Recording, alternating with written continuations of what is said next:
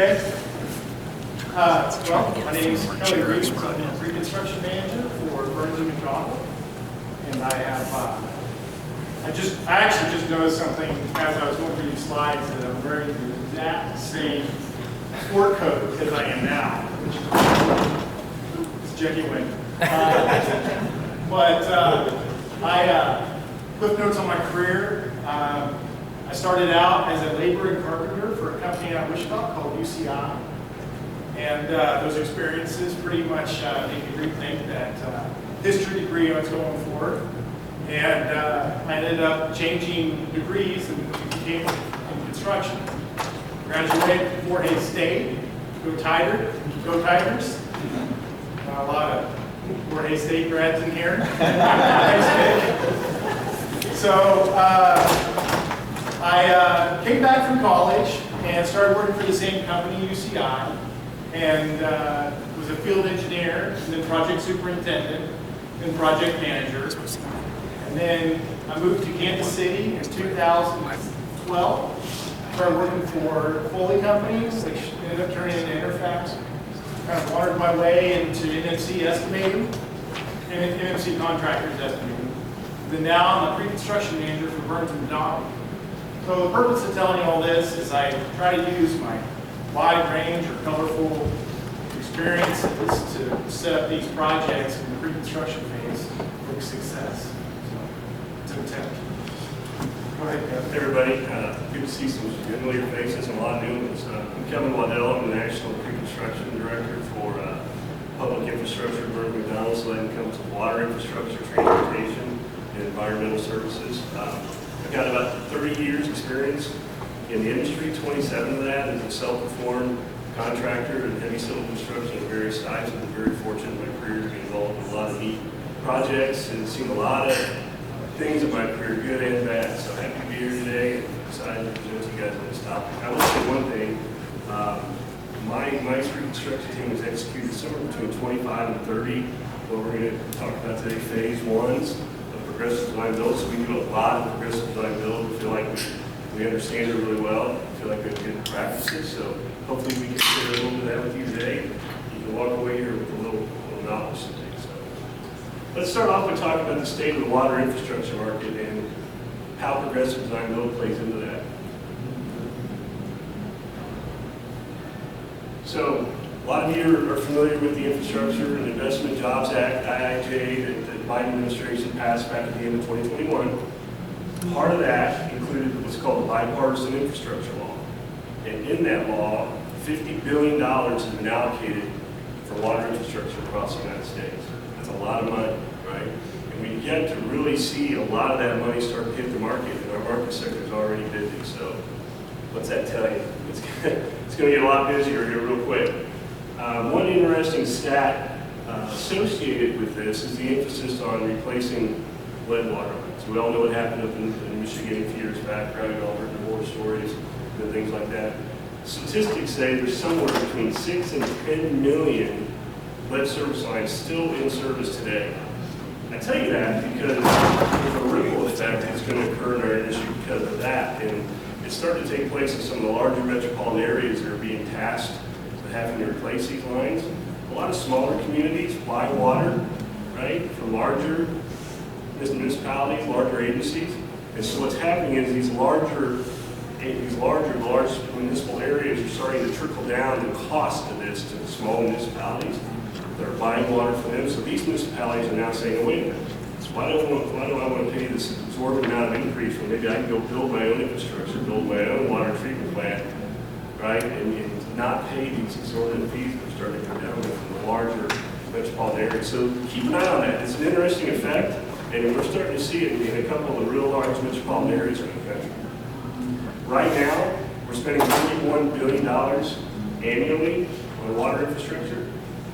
And part and parcel of that, if you look at the need across the country, that equates to an $82 billion deficit annually.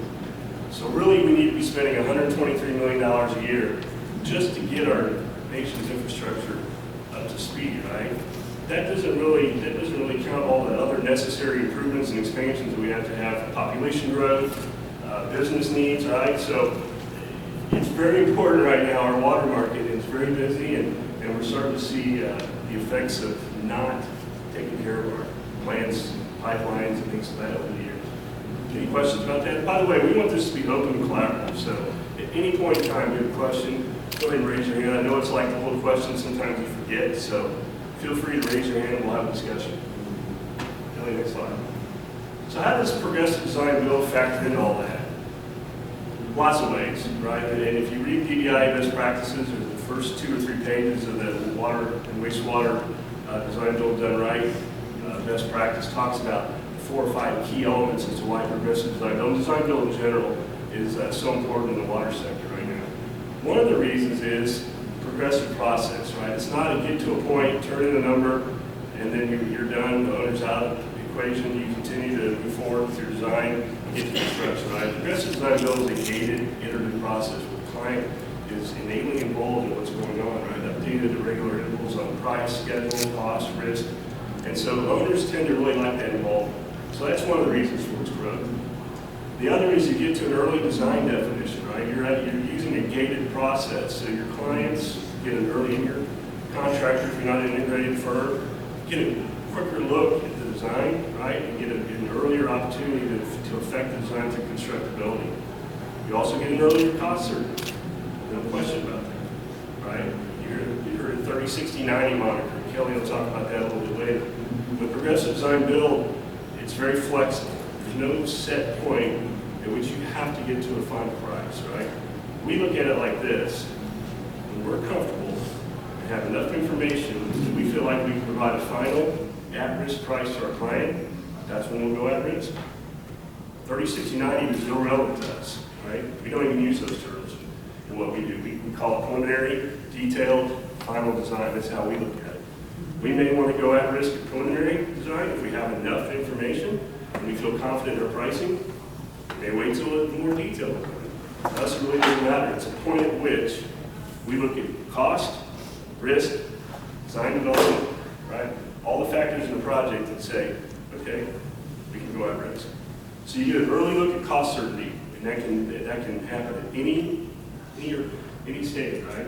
You also get early schedule certainty. With the cost development comes the schedule development. You have to have both, right? You can't have one without the other and understand your outcome is going to be successful.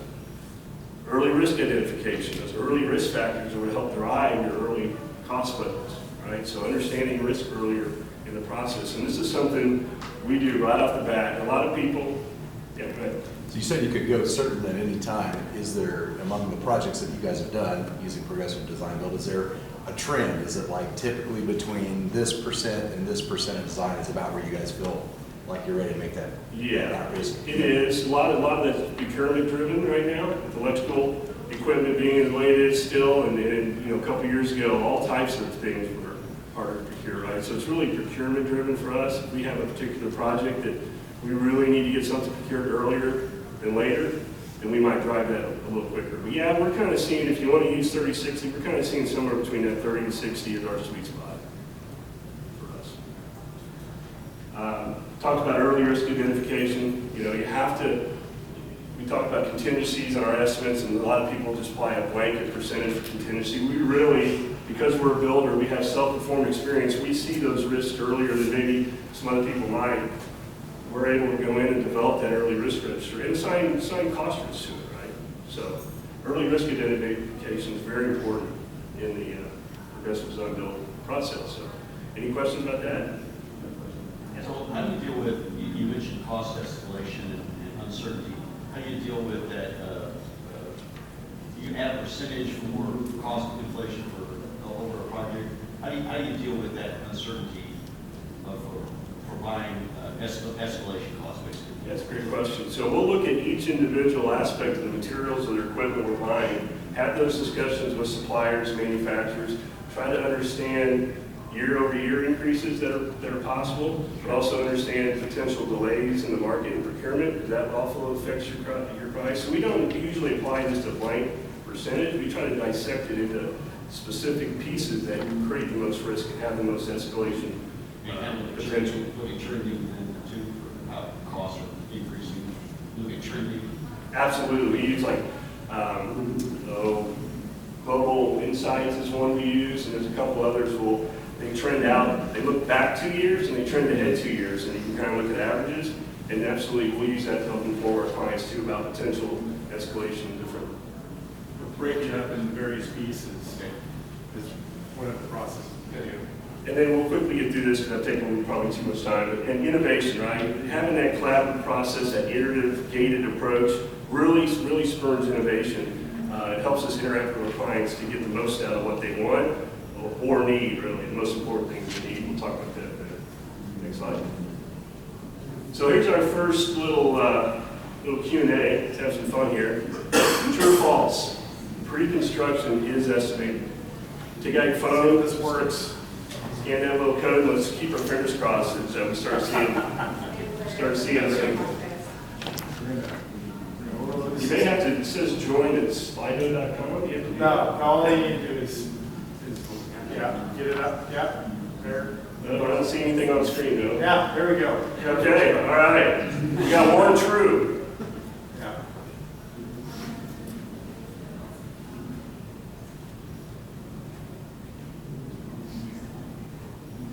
Falses, trues.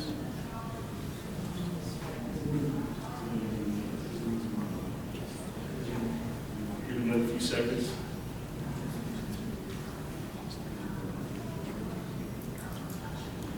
All right, everybody looks like they're slowing down. Get up, go. Going the trees going over the other direction. Okay. So we're going to reveal the answer.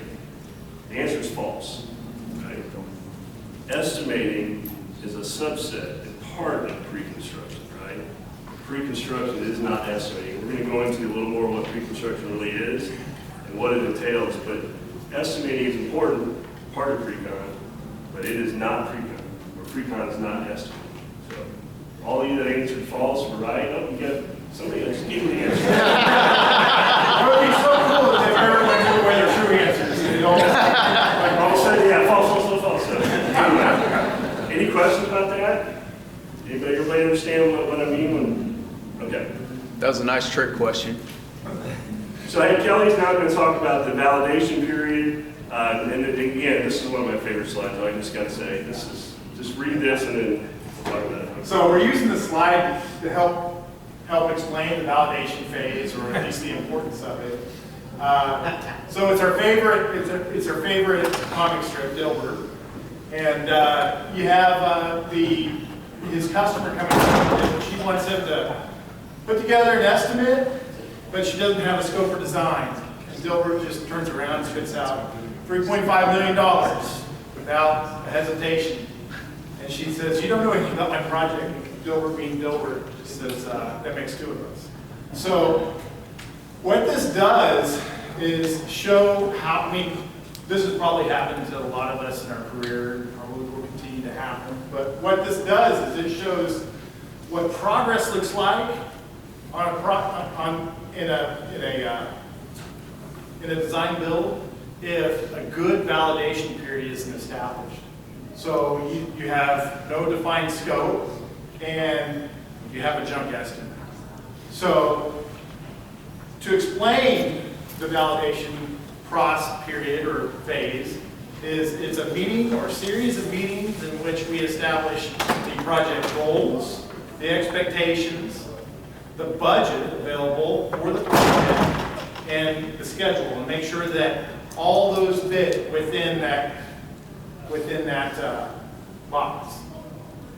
So we put together this slide here to kind of address the 30, 60, 90 question, but also, more importantly, progressive design build phased approach and how the validation plays a part of that. The validation phase is in there so that phase one, which is the phase Kevin explained earlier, that pushes us into a place where the design builder can produce an at-risk cost estimate. And doing this validation phase makes it the most efficient way possible. So then we can progress to phase two.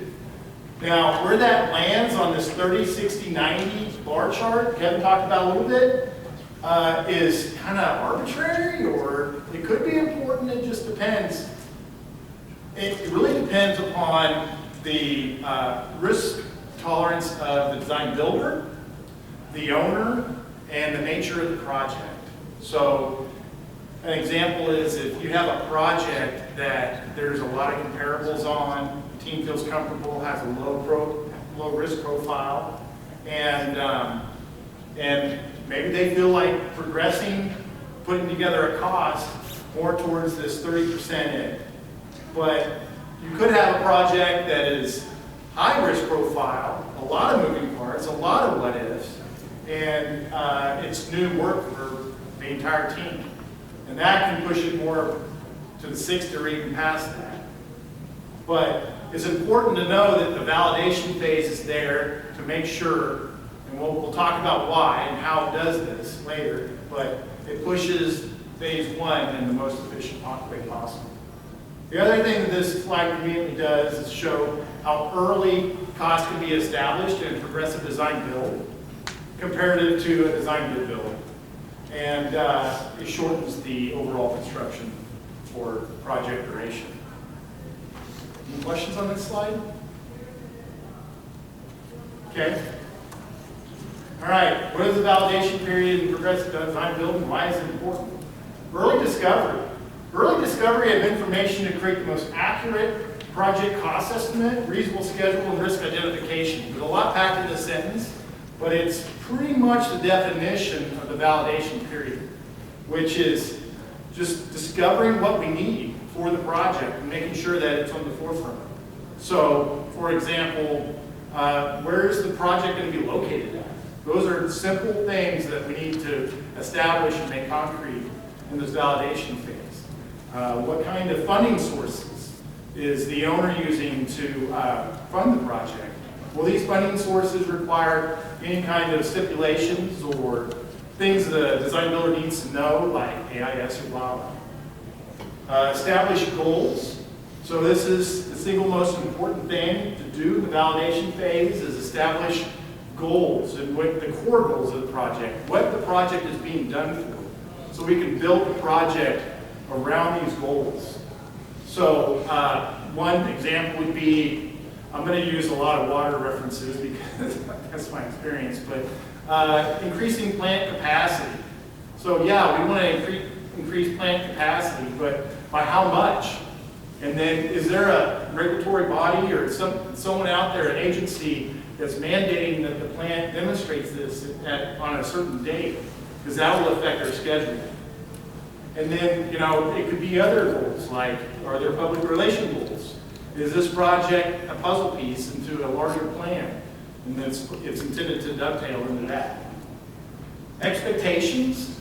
So this is a big one, and it kind of goes hand in hand with goals, and there's a reason why I put it below that, is that the core goals and the expectations surrounding these goals need to be very clear and direct. So that expectations outside of these goals can be looked at, evaluated, and see if they fit within the project constraints. So that's talking about budget, schedule, things like that. And sometimes these expectations need to be either re-looked at or abandoned. Project, just for this project. Project guidelines. Provide guidelines and education for phase one execution and establish communication protocols. So basically, who does what? How is this all gonna work? And then, more importantly, how is the risk gonna be handled? A lot of times, the risk is handled best by the design builder, but sometimes the risk has to be passed on to the owner, or it should be pushed on to the owner. Trying to think of a good example, permitting, early permitting. Sometimes navigating through the red tape, and maybe the early permitting is requiring an inventory of the plant assets, is best done by the owner, while the design builder is trying to progress through phase one. Any questions? Who does this? Is this a team effort? You guys draft it first, you then circulate it, or what's that little process? Just real quickly. Okay, it gets documented in and I'm glad you asked that, because I happened to skip over the last little part. Risk register, change log. So these goals, these expectations, and how we're going to, the protocols in which we're going to progress get documented in these meetings. And this documentation is important. We'll talk about later when we progress into operations, and we'll talk about rediscovery of risk. You know, a lot of times we've got to revisit the expectations and goals as we progress, right? We've got to have our progress meetings. Sometimes we have to go back and remind not just the client, but our team itself too. Hey, wait a minute, this was the goal. These were the expectations. We have to stick to that in order to be successful in it. So yeah, it's definitely documented, definitely remembered and tracked, and like I said, a lot of times we have to go back. So why is pre-con important? So the pre-con team manages the process. They're best suited to manage the process from estimating and construction execution perspective. So they should have a wide range of experiences and should have the ability to put on a lot of different hats. Sometimes you're putting on the project management hat and looking at these design decisions or these goals from a constructability standpoint. How's it going to get built? How's it going to get managed? Sometimes you have to put on an estimator's hat and think about the widgets, think about how many are there, and what's the value of them. How is the risk going to be covered in dollars and cents? And then sometimes you got to go outside your own experience and put on a designer's cap, a owner's cap, and try to see things from their perspective and manage the process with that in mind. Collaborative environment. So fostering a collaborative environment is super critical to the validation phase. So designing or estimating in a vacuum really doesn't do anyone any good. And it usually leads to cost overruns, which we'll talk about the off-ramp there at the bottom, but we're trying to avoid that. And then also having a collaborative environment, the pre-construction team needs to make sure that the owner is engaged and has a voice through the process. So one thing that could happen is you get to the end of phase one, find out the owner has an expectation and they think that they've clearly communicated to the team, but the team didn't get it or the team didn't hear it. And then that ends up causing rework to make sure that we can put together a good cost proposal. Go ahead. Is there any pricing going on in this stage, or is it preparing to get there? Very wrong pricing. Just trying to keep it in the boundaries, trying to see if it's going to fit in the boundaries of the budget. So one of the keys to the validation period is doing that early conceptual cost assessment right out of the gate, just to get a sense, hey, is the budget, if the owner already has a budget, is it valid, are we within range, or if they don't have a budget, perhaps help them set an expectation, right? Either resetting or setting expectations. So yeah, that conceptual out of the gate, and we're going to talk about that here at the end of the case study, is so important. So the pre-con manager is also trying to manage to make sure that you don't design something you never price. Yeah, exactly. Because that can get. Oh yeah, absolutely. And that goes into that collaborative. Yeah. We call that design to budget mentality, right? We try to foster that in our engineering teams from a contractor's perspective and say, look, we've set the budget, now it's your job to design to it, right? Another, to build on that, also schedule. We're putting together a very bare bones schedule to try to make sure that we're in that box. So, guiding the design. So, the pre-construction team or managers is making sure that the designers are designing with the core goals in mind, and that we're not going above and beyond what we need to produce an at-risk cost estimate, because that's going to be just a waste of budget. Identifying risk. So the various experiences of the pre-construction team should be able to do early detection of risk, and maybe some of the first people to identify it, and identify maybe conflicting goals or plant conditions that get discovered later. Utilities to a plant are always something that has to be revisited time and time again. Do we have enough water? Do we have enough power? Do we have enough gas? And what that looks like, and identifying those things and making sure they get brought up, put on the risk register, and memorialized in this validation period. And then avoiding the off-ramp.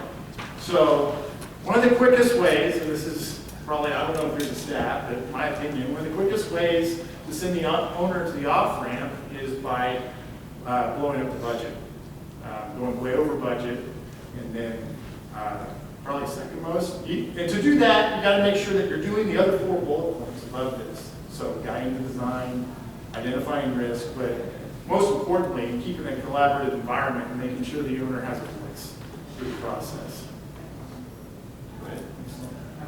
Oh, go ahead. So still design the budget mentality. So you have a budget, a draw on pricing, and you're designing towards that. You say the budget. Yeah. Well, Part of this is the owner needs to reveal how much money they have allocated for the project and making sure that we can check that. Yeah. To answer your question, yeah, that's what we're talking about. Either we're validating the budget already established, or non-validating the budget already established, or we're helping set the budget, right? And then making sure that our design teams understand, we try to provide some sort of early quantification of some key elements of the project, maybe so many cubic yards in a certain structure, and making sure that our engineers are trying to figure out a design that will maintain that quantity, right? That's what the design and budget mentality is all about. do you ever get to a point where it looks like the budget is off? So if you're trying to design to a budget, but you don't want to be cutting out key goals and things like that with the owner, some points budget making, it's like, I'm just curious how that interacts. Especially in today's environment, right? The last few years, it's been more of an issue than normal. So many times we do that early estimate, find out that their expectations off, right? And I can see what just volatility is during materials and things like that. Yeah. Yeah. So typically the owner's public, usually public. Or Maybe private. private industrial, yeah. Do they provide you a narrative, at least give you a starting point, say, well, this is the goal we have? And then they award the project based on? That's part of the validation phase too.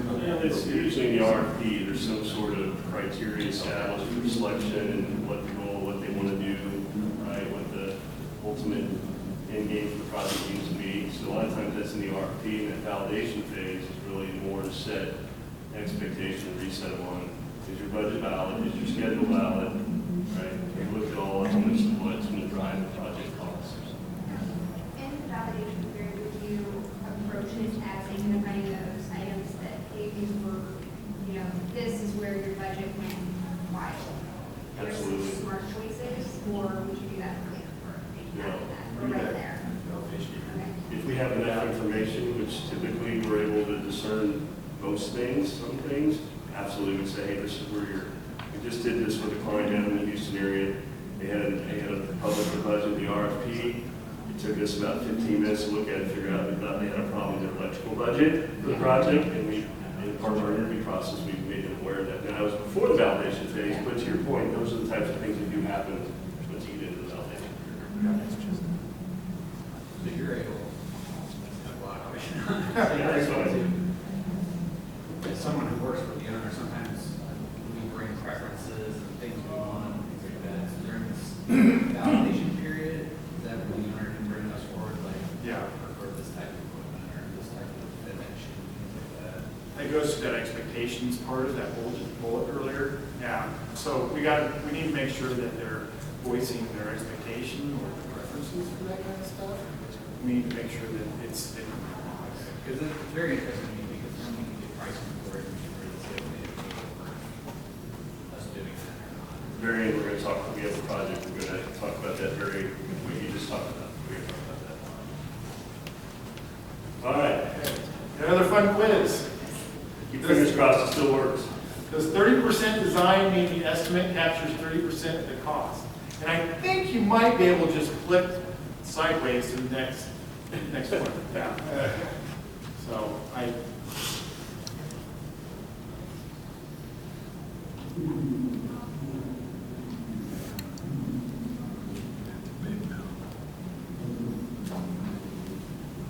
a lot of falses there.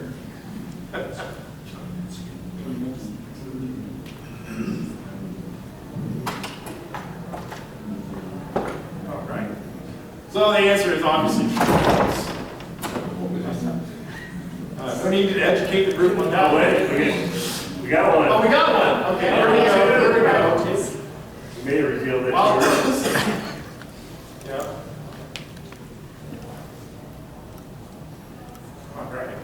So yeah, the answer is false, right? I mean, how many times have you gone into a client and you got a design at a certain level, and you go in and tell them, well, you know, here's our estimate, but we haven't really thought about everything, and capture everything, so we're only pricing what they're going, right? So as an estimator, it's your job, you know, we talk about contingency and risk, but right, there's risk in how you approach your estimate, your conceptual estimate, because yeah, we've only got a preliminary design, but the estimate has to be real, right? You have to have an estimate that's good, that is representative of what the entire project's going to look like at the end. So yeah, the answer is truly false here.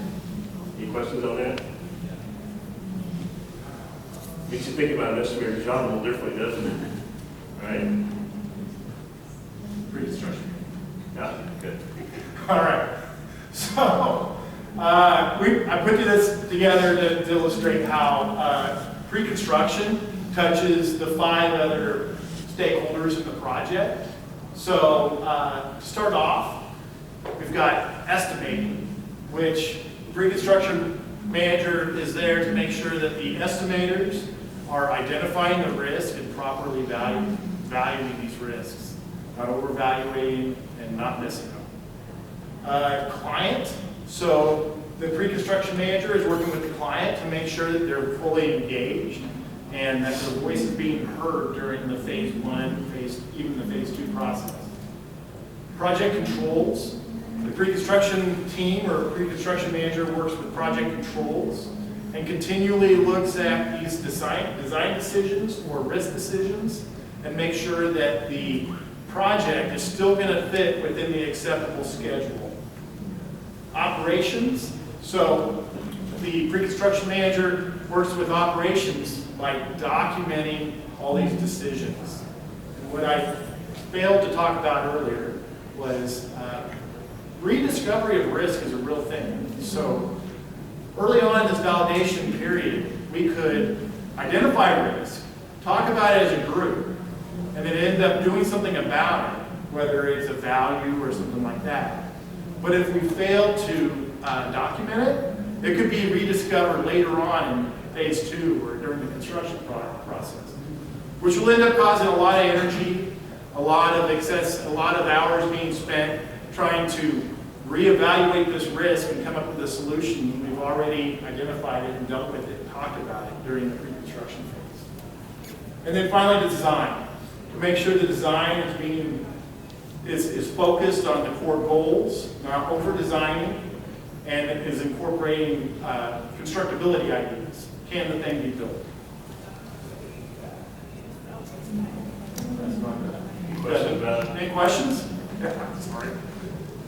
All right. So how is success defined in the validation period? And really, you don't achieve success until you get almost to the end of your phase 1, right? So you really don't know what you should have an idea of, but you really don't get that true feel for success until you're ready to provide that final at-risk price to your client. One obvious way is, do you achieve budget validation, right?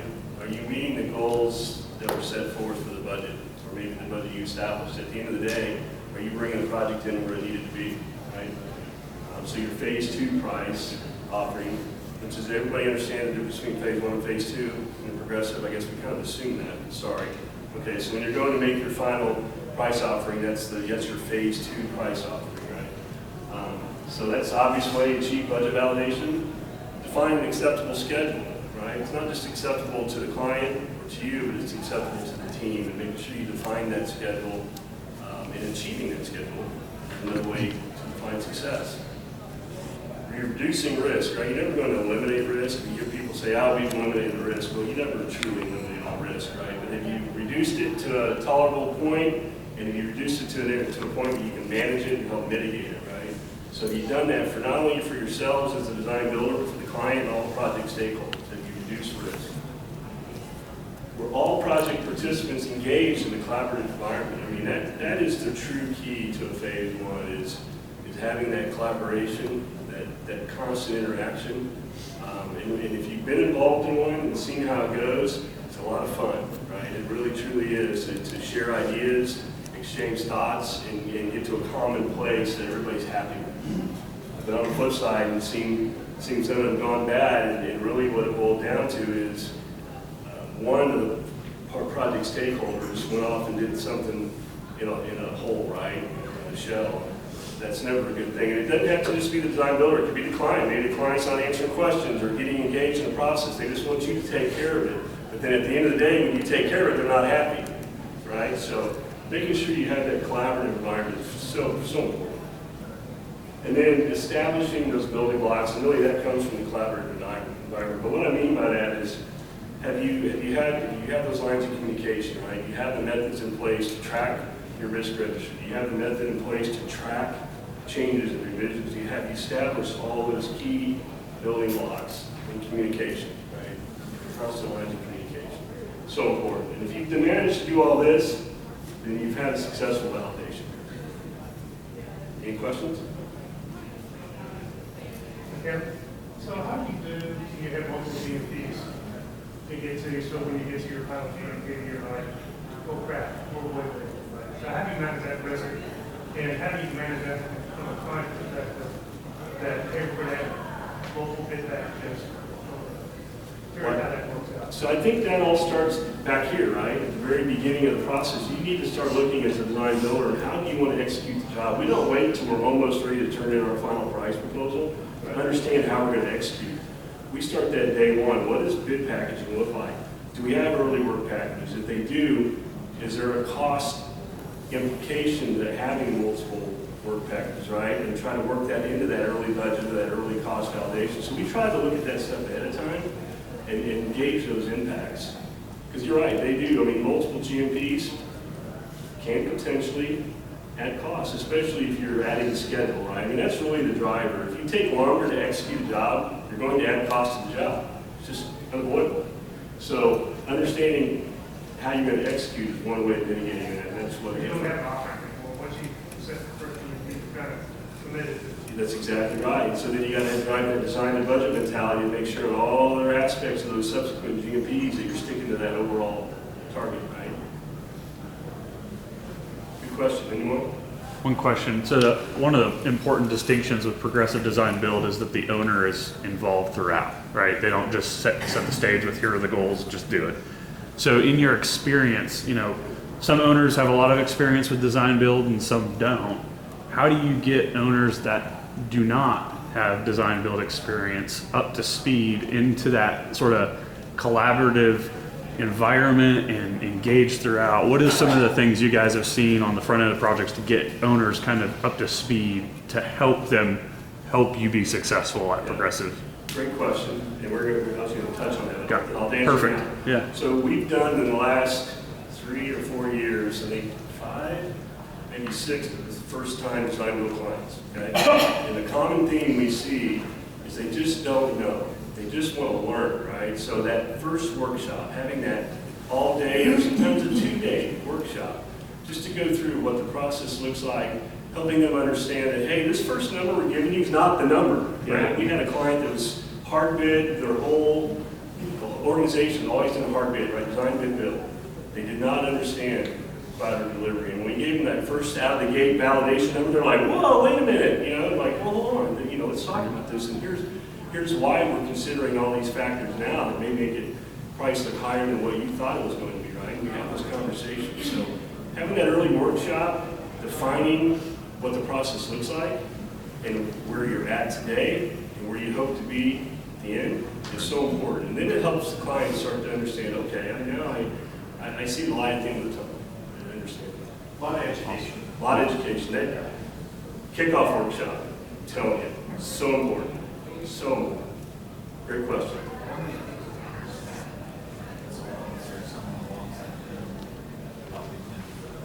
Currently for us, it's less than 50% of our projects have owners advisors, right? We happen to be dealing with fairly smaller municipalities right now, a lot of our stuff that maybe don't have the money in the budget to hire an owner's advisor, so they're really relying on our integrated design build team to guide them through the process. And like I said, so far, we've had some pretty good successes. I'm assuming some of your owners are really clients. So do they ever come to you and say, I've done the same plan, I want to copy paste it in a new location, but you're trying to validate their budget, seeing new risks associated with like a different location, like utilities you mentioned. Do you have to, I guess, validate those extra costs? Say they give you this number, but you end up at this number. How do you go about it? Yeah, absolutely. So we just went through this with the same client in Houston that's on their RFP. They wanted to add a second process train that's identical to the process train they already had. Problem is, two issues. One, it was 6 years later, so they didn't understand that time is money. They thought it was going to cost the exact same dollar amount. But, well, no, that's not how it works. But also, to your point, if you're picking up a footprint and trying to put it in a completely different geographic location, I mean, you have to look at the regional impacts there, right? Geology, distance from where the current plant is may impact who's able to bid a project like that, right? I mean, there's a lot of regional and small local contractors that bid work and look at stuff, so there's a lot of factors that go into that, and absolutely, we don't just say, okay, it's the same plant. We try to look at all the socioeconomic factors that go into having an identical footprint in a different location. Can I answer your question? Are owners pretty adapt to that? Like they understand that reasoning? Absolutely, as long as it's a transparent process and you show them, hey, this is why it's going to cost more money, and you just spell it out for them, walk them through it. Yeah, absolutely. Good question. Yeah, any more questions on this slide? Okay. So what should you expect from your pre-con team? And we're going to do this one quickly because I want to make sure we spend some time on our kind of case study. One, experience with progressive design build or design build best practices, right? Especially if you're a first-time client, you don't want a first-time design builder, right? And look, everybody says, well, how do I get experience if I don't get selected? That's a great question. And there's always time and place for a first-time team to get selected. But generally speaking, you want to make sure that that team understands the best practices, perhaps even has a DBIA professional on their team, right? We're seeing more and more in our RFPs. Some clients want a DBIA credentialed person on your team. We're starting to see that a little bit. So experience is very important. Collaborative attitude. I can't stress enough the importance of being open, transparent, friendly, be able to swallow your pride a little bit, right? We all make mistakes, none of us are perfect. People have good ideas. Sometimes they may not work, but you still need to hear those ideas because an idea that may not work for this particular project or this particular point in time may actually lead to another idea later down the road that helps the project. So having that open, collaborative attitude is so important. You can't just go off and do things on your own and you come back to the greater team and say, hey, here's what we did. It's usually not a good result. So, personally, we think about having a multidisciplinary team as well, right? Having people, have a designer on your pre-con team, have somebody from your operations on the pre-con team, but make no mistake, have a pre-construction manager leading that effort, right? You want to have estimating that's multidisciplinary and can look at multiple aspects of a project, whether it's electrical, structural, site civil, process mechanical, whatever that may be. Have a team that's well-rounded and can look at all aspects of your validation period and your phase one. And then process-driven, have that workshop that we talked about, right? Establish those processes for how you're going to get from point A to point B. What is the communication protocol? What's your progress meeting cadence? How are you going to handle risk? Are you going to establish a risk committee to review risk every so often, right? How are you going to present your cost estimates, right? Being open and transparent in your estimating is important. So having a team that's process-driven and that's been through it before is very, very important to the aggressive side of the process. Questions here? All right. So call this a success story. We just moved this project in phase 2 successfully, just in the last few weeks. So we'll be getting under construction later this year. But Jefferson City, their regional wastewater reclamation facility, they had a need for a new biosolids facility. And they had a $12.8 million budget all in. It was SRF funding money, so it was a set budget. They could not go get more money.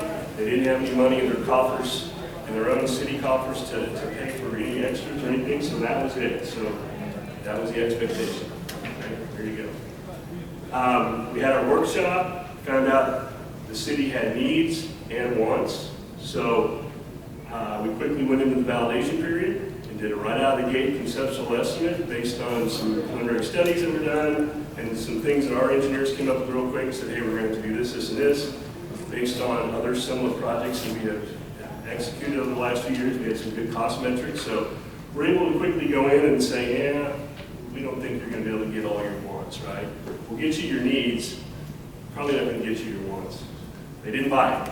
They were, to your point, they were a design bid build client, and they were like, well, we'll just put it all out to bid. We're like, well, we're going to do that too, right? Give us an opportunity to work through this and get to the solution that will work for you. And they said, okay, so we moved forward.